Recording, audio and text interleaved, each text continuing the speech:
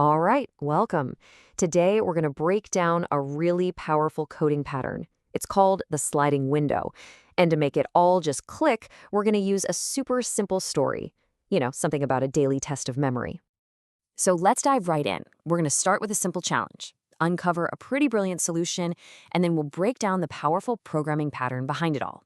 We'll look at its different forms, figure out why it's so ridiculously efficient, and then we'll wrap up by learning how to spot exactly when you should be using it.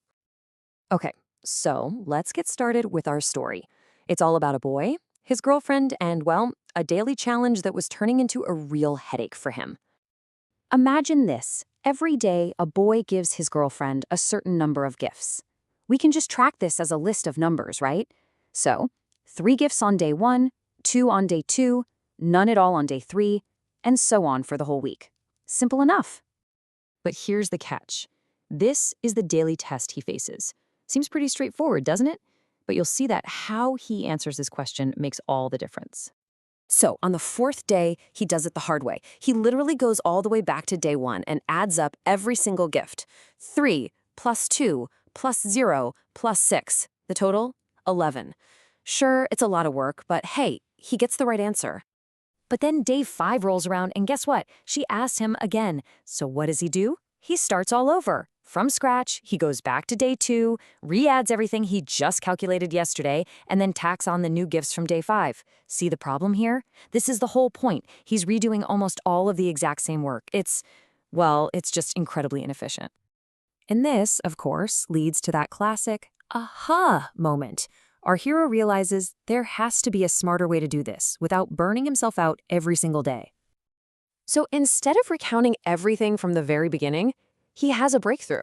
He realizes he can just take yesterday's total and update it. Yeah, that's it. All he has to do is add the new day's info and get rid of the oldest day's info. And this right here, this is the core idea in action. He takes the sum from the day before, which was 11. He subtracts the value from the oldest day that's not in the 4-day period anymore. That was the 3 gifts from day 1. Then he just adds the value from the newest day, which was 3 gifts on day 5. The new total is 11.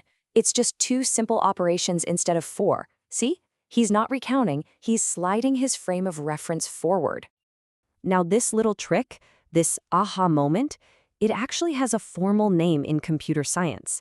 And let me tell you, it's an incredibly useful pattern. It's called the sliding window pattern. The whole idea is creating this sort of conceptual window over a piece of your data, and then you just slide that window across the whole data set, one step at a time, doing your calculations as you go. It's way, way more efficient. The key word here is contiguous. It just means elements that are right next to each other, in an unbroken sequence. In programming, we call these chunks subarrays if you're dealing with numbers, or substrings if you're working with text. This whole pattern is just perfect for any kind of linear ordered data. But, this pattern isn't a one-size-fits-all kind of deal.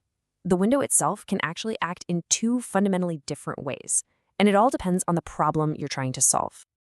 Okay, so first up is the fixed window. That's just like our gift story. We always knew the size, it was always 4 days. But the second type is what we call a dynamic window, where the size actually changes. It might grow to bring in new elements or shrink by dropping old ones, all based on whether it meets some kind of condition. So let's imagine a new challenge, right? The girlfriend now asks for the shortest stretch of days where he gave her at least 7 gifts total. A fixed window just won't work here. He'd have to grow the window day by day until the sum finally hits 7. Then, to find the absolute shortest window, he'd need to shrink it from the beginning, checking if the total is still 7 or more. The window is literally expanding and contracting. It's dynamic. So why does any of this matter? I mean, why bother thinking this way? Well, the performance gain you get isn't just some small improvement. For big data sets, it is absolutely transformative. Programmers have this thing called Big O notation to measure an algorithm's speed. Just think of it like this. The brute force method on the left, that's like trying to push a giant boulder up a hill. Its effort multiplies based on both the size of the list and the size of the window. But the sliding window on the right, that's like riding a rocket ship. Its effort only grows with the list itself, which makes it unbelievably faster. And to make that real, let's look at the numbers for a second. Let's say you have a list with 1 million items. The brute force way could take you around 250 billion operations. Yeah, billion with a B. The sliding window approach, though, just about 1 million. I mean, that is a night and day difference. It's the difference between your code running in seconds versus maybe taking days or who knows, even weeks to finish. Okay, so you get the what and the why. Now let's talk about the how. How can you actually spot a problem where the sliding window pattern is the perfect tool for the job? You really just need to look for specific clues in the problem you're trying to solve. If you see words like subarray, substring, or contiguous, that's a huge hint. If the problem asks you to find the longest something, or the smallest, max or min value within a consecutive part of a list, your brain should immediately go, aha, sliding window. And look, this isn't just some trick for coding interviews. It's really a fundamental shift in how you solve problems efficiently. It's the same logic used to calculate things like a 30-day moving average in the stock market or to analyze streams of real-time data. So the next time you face a problem that feels like you're recalculating the same things over and over, just ask yourself, can I stop restarting from scratch and just slide forward instead?